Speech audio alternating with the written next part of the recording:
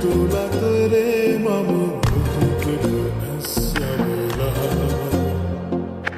ඊදෙන හැඟුම් ගුන්නක හිත දැන් ඇටලී අතරේ